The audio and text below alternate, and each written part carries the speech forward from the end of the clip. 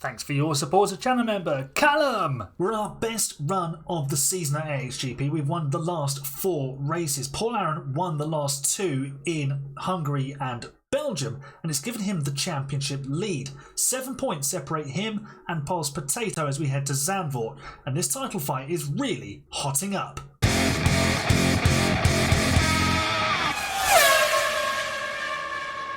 Hello folks, and welcome to a brand new episode of F1 Manager Create a Team here with AHGP. We're getting ready for the Dutch Grand Prix. We've just had the summer break and, well, we've not really done a huge amount. We've started just doing a little bit of research for next year's car. I'm just going to do one bit of research per car part type, is what it phrases it as here on the game, and then we'll just leave it at that. And I think I might just stop developing this car as well, because we are crushing the opposition. Here's the constructors' standings. We are just annihilating everybody, absolutely destroying them all.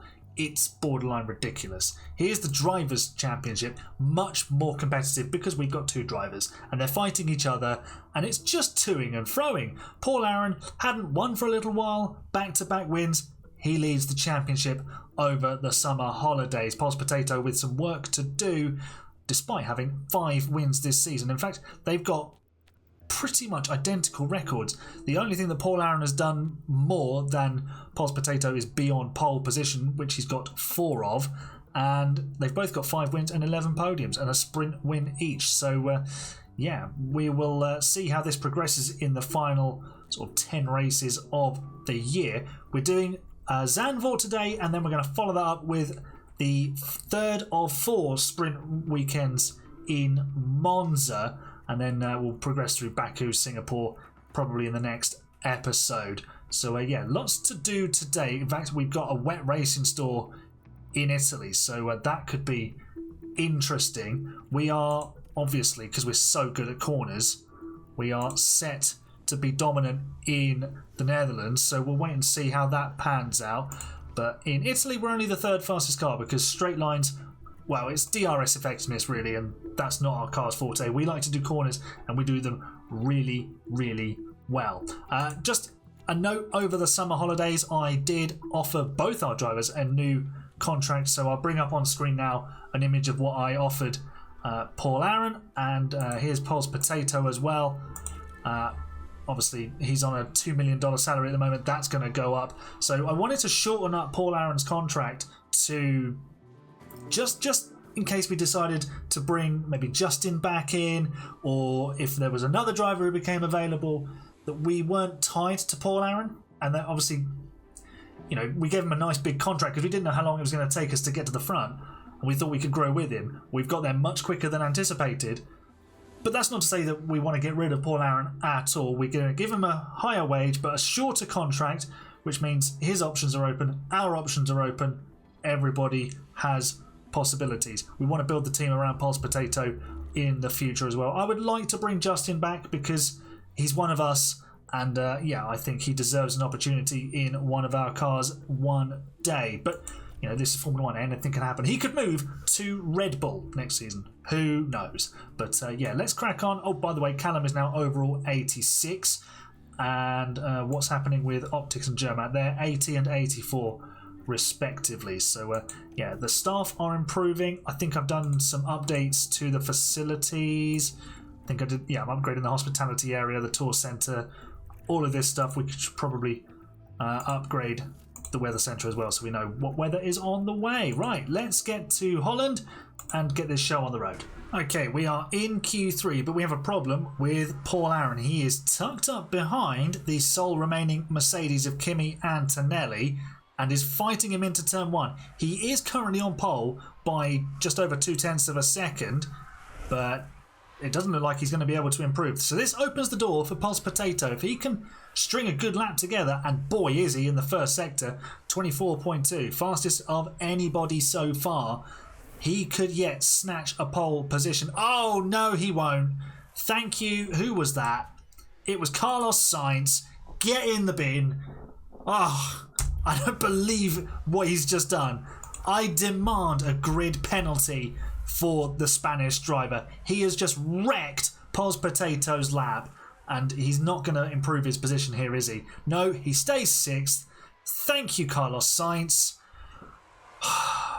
All the Spanish swear words today, it going off in my head. I won't be saying them out loud because this is a PG production and I am currently furious. The bright side of things is that Paul Aron is on pole position. No one was able to do enough to dislodge him. We'll never know how PulsePotato's lap would have developed thanks to Carlos Sainz. But also, quick shout out to Justin. Look, P11, there he is. He is dominating Daniel Ricciardo now. And yeah, I think there is plenty more to come from Justin Enakaitis, even in the Williams that seems to be sandbagging him and his abilities at the moment. But let's get to the strategy screen and get ready for the Dutch Grand Prix. Alright, no under fueling, but I've got slightly different strategies for our two drivers. Obviously we want to start on the softs and build a lead with Paul Aron, and we want to start on the softs and make progress with PulsePotato. But PulsePotato is going to go to a second set of softs to try and keep that momentum moving him forward in the middle stint, and then he'll put on some medium tyres towards the end of the race. And he's going light, medium on those tyres. Paul Aron is going to go light on his tyres the whole way through just to extend their life.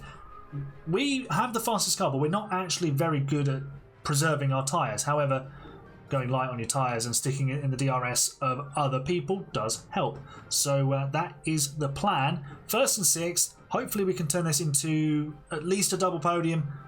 I think with our car's performance, we should be looking at a 1-2 though, even though it's tricky to overtake here, but I'm pretty confident in our chances. There could be safety cars as well and red flags, which we've seen around here before, so let's get to the grid and see what's in store for us. It's a lovely sight seeing a purple car at the front of a Formula One grid, and also we've got 5 red lights. The lights are out, the Dutch Grand Prix is go. And it's a decent start for Paul Aron. He is charging away from everybody else. See you later, guys, he says. I'm going to win this race and make it 3 on the bounce. PulsePotato down to 7th.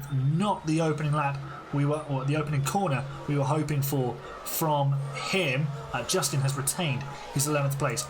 He's getting the Adrian Sutil message. In front of you is Max Verstappen. Behind you is Lewis Hamilton. He's fighting the Ferraris and he's doing a very good job. PulsePotato looking for a way past Charles Leclerc, and has he found it? Has he? Oh, there's still wheel to wheel. He should make it stick here. Yes, he does. Oh no, Leclerc fighting back. I think that's just pure battery deployment.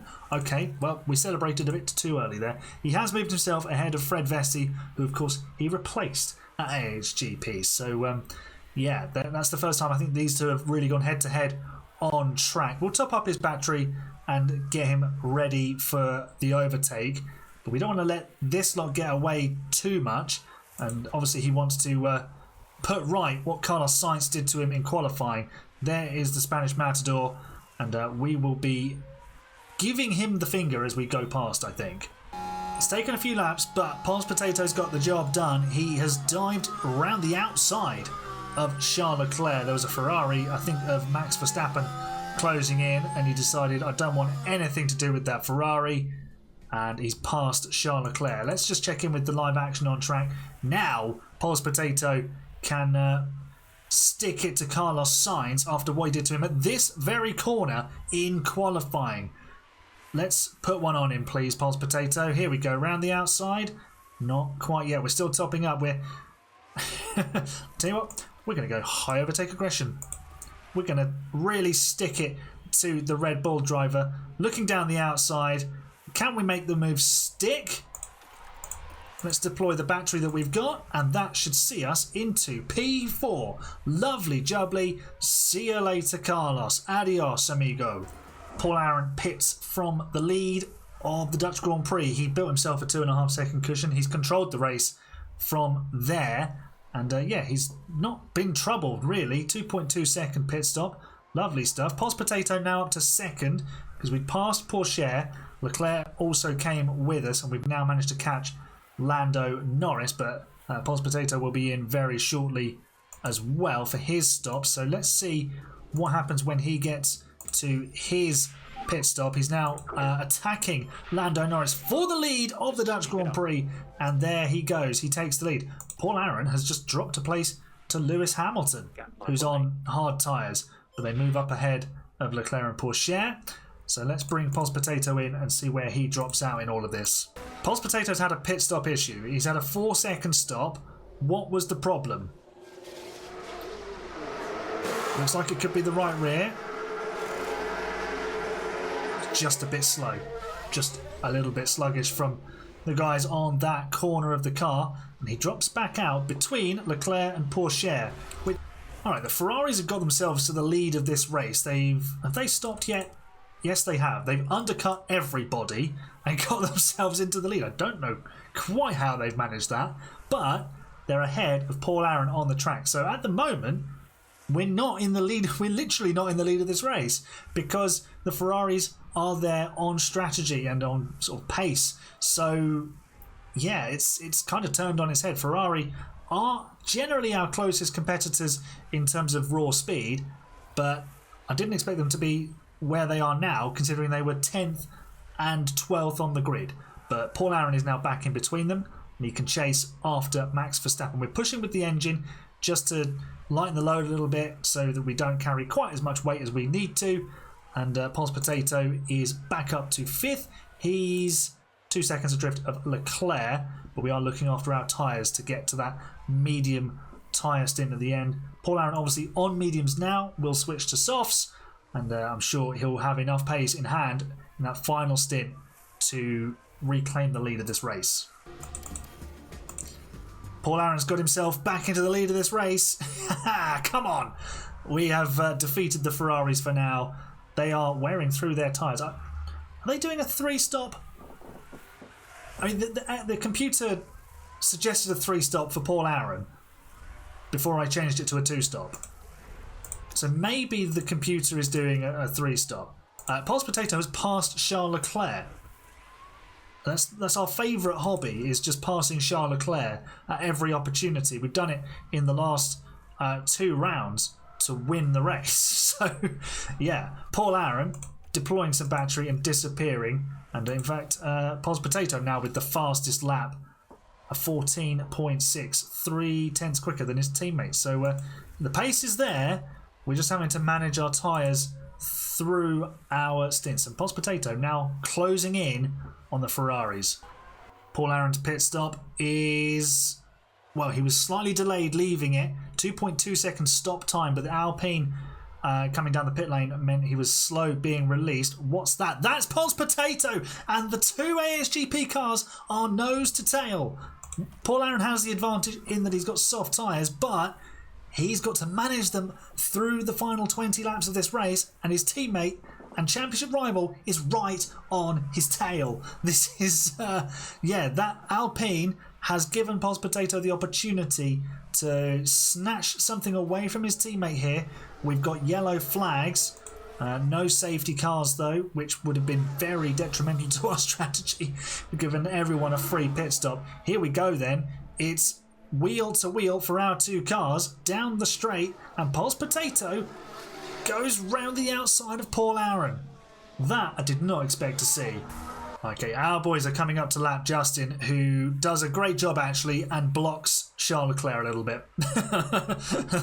Great work, Justin. Thanks very much. Great assist. I think though, did Leclerc still get DRS? Damn it, he did. We're pulling away slightly, and our drivers are swapping for the lead. Let's deploy some battery, see if we can leave the McLaren behind us. Leclerc, weirdly enough, has been our toughest competitor when it comes to fighting for race wins. He's going with us here, but surely those tyres will give up a little bit before ours. We can push on ours if we need to and pull away from him. In fact, we've broken the DRS to the Monegasque driver. So I think it's now a straight head-to-head fight between Paul Aron and PulsePotato. Final lap of the race. Paul Aron leads by 7 seconds over PulsePotato. The young British driver lost a heap of time as we were trying to lap Oliver Behrman and Felipe Drogovic in the Haas cars. They weren't our friends, put it that way. And Paul Aron used his soft tyres to build a gap, and he's now set for his third race win in a row, which will give him a 14-point lead in the World Championship, which is the biggest difference we've had between the drivers. It's 5 in a row for the AHGP team as well. Fantastic stuff. Paul Aaron wins again, and he leads home a 1-2. PulsePotato, claps all round for him. He brings it home, and yeah, surely the Constructors' Championship is only a few races away for us. We have been utterly dominant this season. Everyone else threw everything they could at us, and they still couldn't get within 10 seconds of the second of our cars.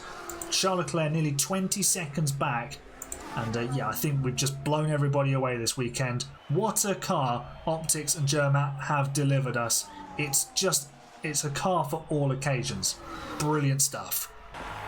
Celebrations for Paul Aaron in front of the Orange Army, although I think most of them have left because Verstappen didn't get on the podium. They're obviously upset about that, but we're delighted. We've got our drivers first and second as we were intending, and well, PulsePotato almost snatched the victory from Paul Aaron, but he wasn't able to pull it off in the end. Now let's check in with Justin. He had a bit of a Sunday to forget, falling 6 places and actually finishing behind his teammate, which was a shame. I think he did a 3-stop, so yeah, that extra pit stop hurt him. Let's have a look at the Drivers' Championship. 14 points, the difference between Paul Aaron and PulsePotato. And if we're going to be first and second in majority of the races, that's a big margin. But we saw early in the season how quickly things can shift. It's kind of academic now, but let's see just how many points we have. We have 562. Cool. We don't need to worry about anyone else's value or number. So it's just when do we win the Constructors' Championship? And yeah, it's probably sooner rather than later, to be honest. I've simulated sprint quali, so let's find out where our boys are starting this sprint session. Paul Aaron was starting from pole position, and PulsePotato only 7th.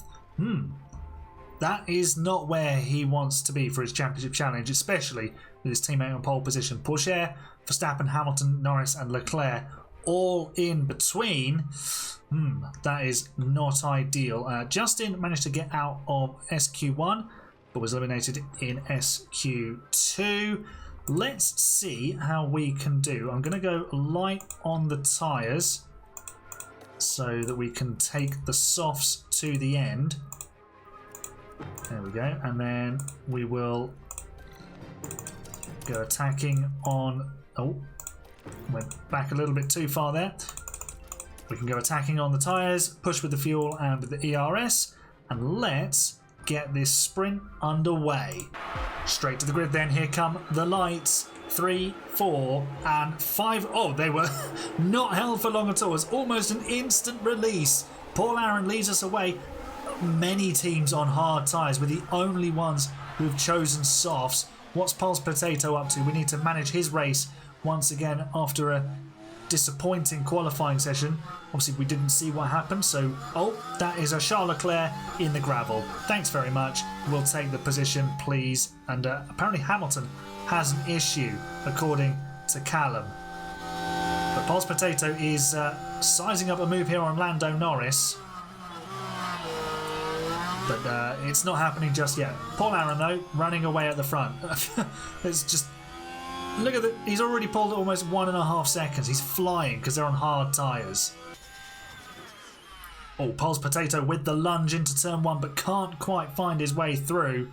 We're just going to hold off on deploying for lap 2 because you get DRS. It's easy to stay with them if you're already in the DRS range. So what we'll do is we'll let the battery top up a little bit more. Lap 3, we're going to deploy it.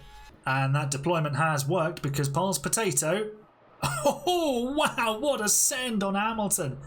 Completely catching the Ferrari driver by surprise. The Aston Martins ahead are squabbling. Let's jump on board with him.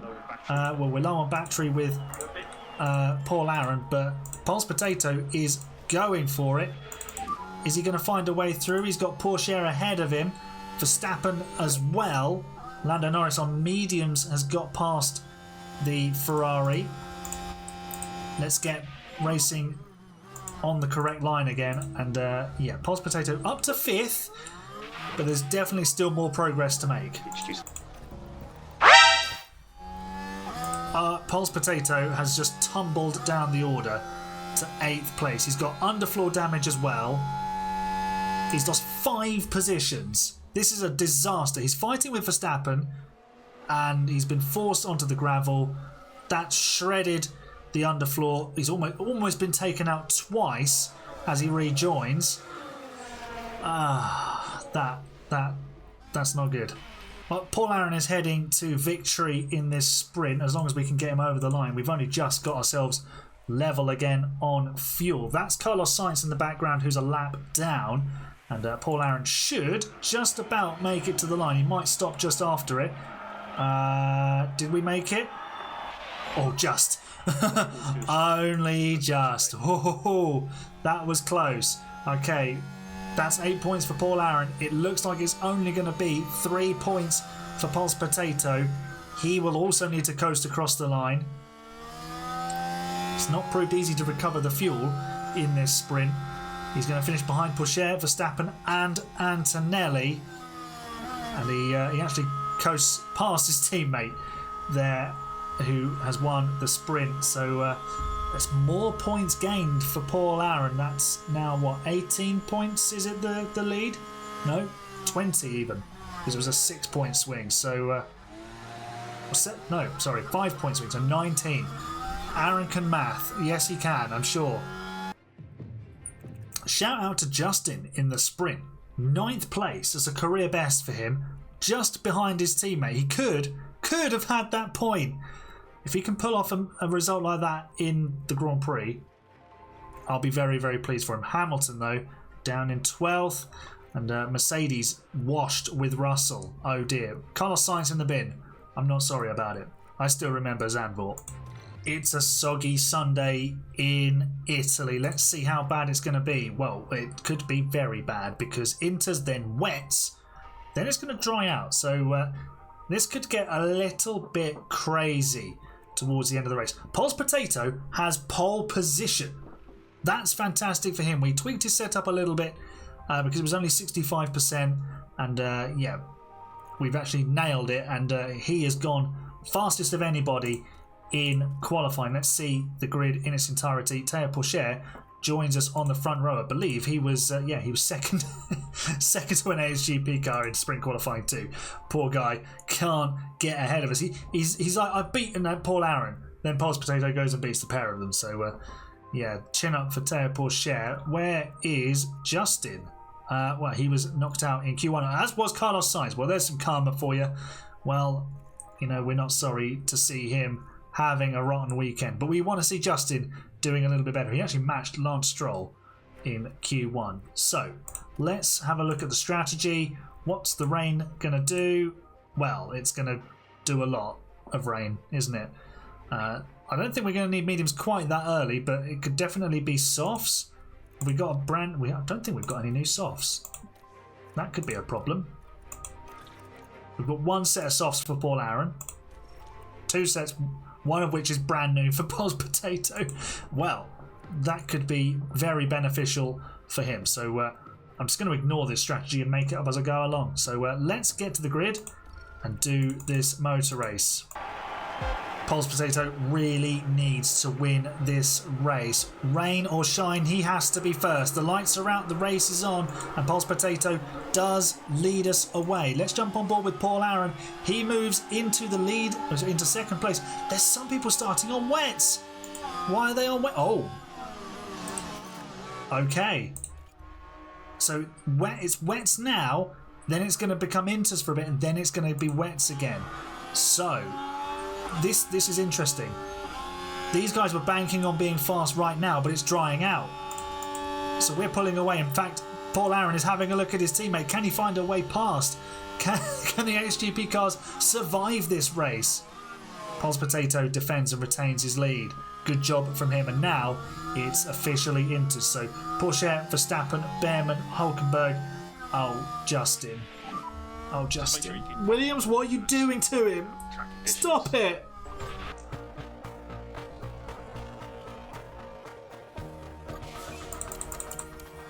We've had a change of lead between our drivers. Paul Aaron has passed his teammate. We won't get a replay of it because it's teammate on teammate, which is annoying because they really should show those moves. Although PulsePotato is fighting back. Let's look from the heli cam, and Paul Aaron resists. Charles Leclerc once again is our troublemaker in chief, trying to give us a hard time. So it's raining more. It looks like the rain is coming down heavier, and those on wet tyres have gone backwards because it dried out too much for them. And poor Justin is now last. I mean, I put him in the Williams, and Williams are just sabotaging him at every opportunity, I feel. I think we might need to intervene and bring him home, even if it's just as an affiliate, or maybe see if we can move him somewhere else. So we're ready for you. That's Charles Leclerc blasting past PulsePotato. Hopefully we've got the inside line so we can respond here. Yes, I think. Or are we going to be forced off? No. PulsePotato retains his second place. And he's not actually been able to do anything about Paul Aaron as yet. We are being aggressive on the tyres because we were at risk of dropping back. Not that you get DRS, but it's just nice to sit in the slipstream. And now maybe he can go on the attack. Paul Aaron looking to defend. And he holds on to the lead. The rain is getting heavier, so we'll be in for full wets shortly. Right, a lot of our competitors have just stopped. Leclerc has just stopped to go to full wets. I think it's a touch too early, so I'm going to wait. But the problem is, we've got both of our drivers, line astern, and we're at the front of the field. So we have everything to lose here. And really, you're damned if you do, damned if you don't. If you leave a driver out, you're giving them an awful lot of work to do in terms of recovering position. But Paul Aaron is leading the race. He's earned that lead on track. He's leading the World Championship. He's earned that too. But you don't want to make life more difficult for PulsePotato if you can help it. So what do you do? I don't know. Maybe we bring Paul Aaron in now because this is the optimal lap. Although I think you're going to need wets from the next lap anyway. So maybe we do bring PulsePotato in a lap later. What we do is we offset that by deploying and pushing with him as soon as Paul Aaron goes into the pit lane. So let's see. I don't think it's going to be quite ready for wets. It's teetering. It's teetering right on the edge. It's 3.9 millimeters. Let's go with it as it is because it's already happened. So Paul Aaron in for wet tyres, 2.4 second stop. And Lando Norris is following our lead with PulsePotato and is staying on track. So Paul Aaron returns in fourth place ahead of Hamilton, well ahead of Leclerc. Alex Albon in the Alpine is in sixth. Justin stopped for another set of wets. Williams have absolutely ruined him. I am furious with them. But let's see where PulsePotato pops out. We've had an accident. I don't know who it is, but it's not us that's involved, which is good. And PulsePotato heads to the pit lane. I mean, it wasn't terrible for Inters. It's just about manageable. So, let's see. It's now up to the pit crew. 2.2 second stop. Where is Paul Aaron? Here he comes down the pit straight. Let's hop on board with him. That is PulsePotato. Just leaving the pit lane. Is he in front? Oh, wow. They almost collided. Oh, they're still side by side. Oh, wow. PulsePotato has nailed it. He's found a way back past his teammate. And he leads the Italian Grand Prix once again. Paul Aaron will be very annoyed at that. He's got extra fuel to burn. We've also got Lewis Hamilton to worry about. There he is. And PulsePotato, oh, is he losing the lead? They're side by side. And Paul Aaron gets the place. His tyres are up to temperature, which means he's got traction. And he can go all the way around the outside of the first Lesmo. PulsePotato has to fall back into second. This isn't over, though.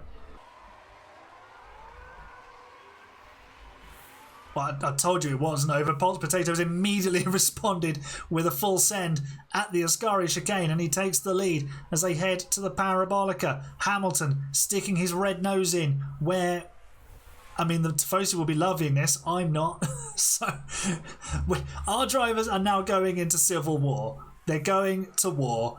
It's happening. This is the first time they've truly been on track, fighting for the lead at the same time, and PulsePotato is now clearly ahead for the first time since the pit stops. So I think there's still more of this to come. Gap 1 ahead. Yeah, gap 1 second. So let's see how this all plays out. The ranged stop, actually it's going to dry out sooner and sooner, isn't it, by the look of it? So we might need to babysit these wets until we get to slicks. That's going to be the transition point. You're not going to go to inters, you're just going to go from wets to dries. The rain has stopped and we've reached the transition point. PulsePotato's rebuilt his 2-second advantage, but we're going to have to go into tyre conservation mode here because the wets are about to fall apart, and everybody else will be probably doing the same. We want to get to the point where the track dries out enough for us to put slicks on. PulsePotato can go to a set of mediums, and I think Paul Aaron's strategy has him going to mediums anyway, so we'll do that with both drivers and give them ample opportunity to go and fight it out amongst themselves. Right, we're not far away from being able to go to... Oh, hello, virtual safety car. Quick, get us in the pit lane. I really hope we've called this just in time for PulsePotato, otherwise he's going to be stuck. Paul Aaron will pit. No!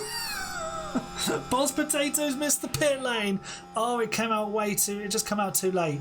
Verstappen has crashed out of the home race for Ferrari. He's under pressure from an Alpine. He's having a miserable day. Oh, that's a puncture, and he's gone off the road. Okay. Right, PulsePotato, we need you to get to the pit lane. Pit stop issue for Paul Aaron. It was a slow stop, and it's not quite dry yet. Oh, what's going on with PulsePotato's steering wheel there for a second? It's still not straight. It's not moving. No, his steering wheel is stuck. Everyone's coming into the pit lane now. Anyway, virtual safety car is ending. There we go. So PulsePotato, I think, will be fine from here. Let's get these tyres up to temperature. Track now dry, so that's good news. Everything's all right. I said at the start of the race that PulsePotato really needed to win, especially from pole position. He's just started the final lap. He's 4.5 seconds clear of his teammate, who has closed in over the last sort of 10 laps or so, but not to a point of threatening PulsePotato's supremacy in this Grand Prix. Lewis Hamilton looks set to join us on the podium, and it's a really important and timely return to form for PulsePotato. Not that he was out of form, he just hadn't had the results to match his teammate and stay in charge of the championship hunt. But he's changed the narrative here in Monza, recovers from a disappointing sprint. He wins the Italian Grand Prix, a fantastic result, and it's consecutive 1-2 finishes for AHGP. This was supposed to be a track we weren't supposed to be very good at, but we've still won anyway. And not even the rain could slow us down. PulsePotato wins from his teammate Paul Aaron, slashing the championship advantage once more. But Paul Aaron remains at the head of the championship. And there's still a long way to go. They had a good scrap today and they survived it. As the races go on, though, I think we're going to see potentially some more aggro and maybe even some wheel banging. A fantastic drive from PulsePotato, and it brings him closer to his teammate in the championship. He only cuts the gap by 2 points over the course of the weekend, so it's just 12 points from the 14 that it was as we entered Italy. Now we're leaving Italy. It is just 2 points smaller, the gap at the top of the championship. We are so far ahead of Lewis Hamilton. We don't even need to worry about anybody else. What's our constructors tally up to? 616. Just it's incredible. So I'll do the maths off screen and I'll work out where we might be able to win the championship for the constructors, but I think the drivers, it's going to go all the way to the wire in Japan. This title battle is living up to all of the hype. It's just toing and froing from one race to another. Make sure you join us in Baku and Singapore to find out where it goes next. 2 races that could prove tricky if one driver makes a mistake. I'll see you for those races. Make sure you leave a nice big thumbs up on the video if you enjoyed it. Subscribe for more F1 Manager content coming very, very soon. You're the best fans. It's bye for now.